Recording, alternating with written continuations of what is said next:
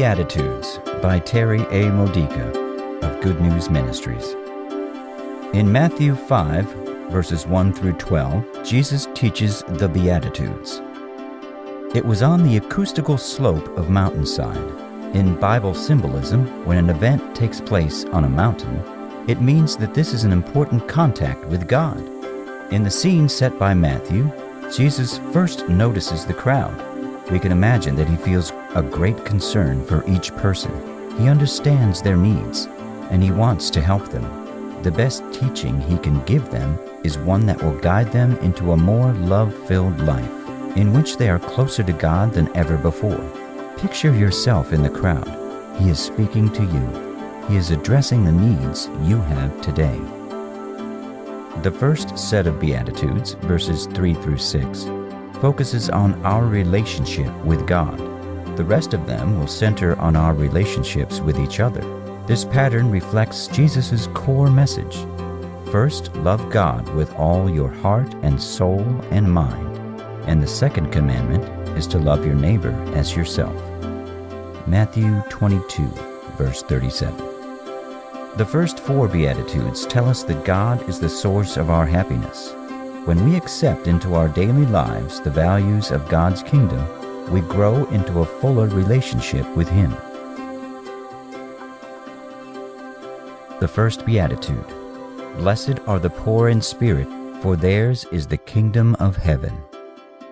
We are poor in spirit when we stop placing our confidence in material security or other false gods, the kingdom of the world. By depending instead on God, the kingdom of heaven, we experience His power and love and faithfulness. Think of a time when you died to yourself by choosing to be poor in spirit, trusting in God when it seemed easier or more sensible to trust in the things of this world. Remember how much closer to God you felt. The second Beatitude: Blessed are they who mourn, for they shall be comforted.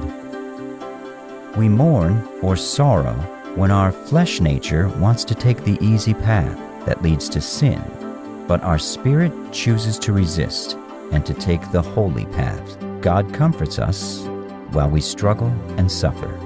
His ability to comfort us is limitless. Recall an experience you had fighting against yourself because you didn't want to do something God's way. Did you feel like crying in frustration? Did your flesh nature mourn when you refused to give in to it? How did God comfort you? The third Beatitude: Blessed are the meek, for they will inherit the land. We are meek or lowly when we are submissive to God and obedient to His commands. Inheriting the land means becoming one of God's royal children in the kingdom of heaven. What are some rules of the church that people don't like to obey? Is there a rule that you first disobeyed, then obeyed? Why did you change? What effect did it have on you? The fourth Beatitude: Blessed are they who hunger and thirst for righteousness, for they shall be satisfied. We hunger and thirst for holiness when we choose to live morally, i.e., when we conform our will to God's will. This hunger will be satisfied because God helps us achieve righteousness. What may seem impossible for us is not impossible for God. Reflect on how you have grown in righteousness.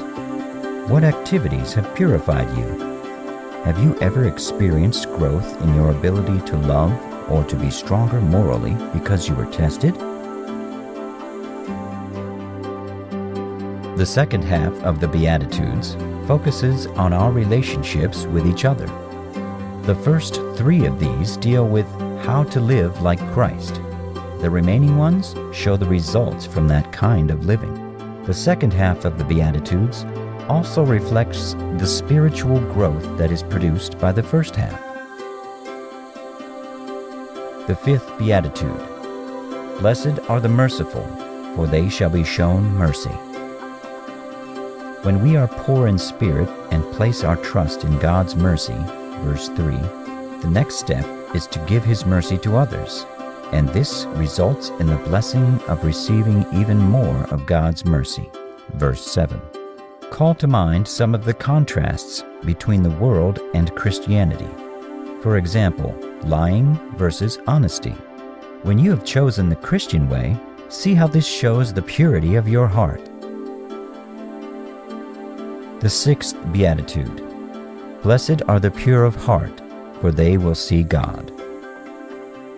When we've wanted to sin, but we've chosen instead to live God's way, even though it makes our flesh nature mourn, verse 4, we become pure in hearts and we can see God more fully, i.e., we dwell in the presence of God, verse 8.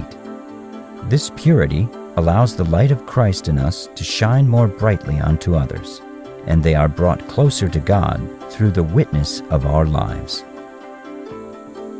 The seventh Beatitude. Blessed are the peacemakers, for they will be called children of God. When we are meek, verse 5, we become peacemakers, verse 9, because we no longer fight and argue with others. Consider how God deals with us when we choose the path of sin. Does He fight against us? Sometimes it seems like we're wrestling with Him, but it's not God who's arguing. We're the ones who do all the complaining and yelling and struggling. Being peacemakers means we live as His children by handling conflicts the same way He does. We love our enemies unconditionally. We turn the other cheek. Reflect on a time when you served as a peacemaker. How did it reveal Jesus to the people with whom you dealt? Did you have the opportunity to see the difference it made in their spiritual lives? The eighth Beatitude. Blessed are those who are persecuted, for their reward will be great in heaven. When we live the Beatitudes, we become more like Christ than those who don't. And for this reason, they persecute us. They convince themselves that they are better than we are, to avoid realizing that they should give up their old ways and be converted. If we're not experiencing persecution, we're not really living the Beatitudes. When was the last time you were persecuted because of your relationship with God? Perhaps someone misunderstood your faith, or rejected you, or deliberately caused problems for you. Did you feel blessed by it? Did you feel closer or further from Jesus when it happened? Did you grow spiritually, or did you lose some faith because of it? Why? It's difficult living out the Beatitudes. It takes great effort, but the Holy Spirit is here to help you, to comfort you, to guide you, and to reward you.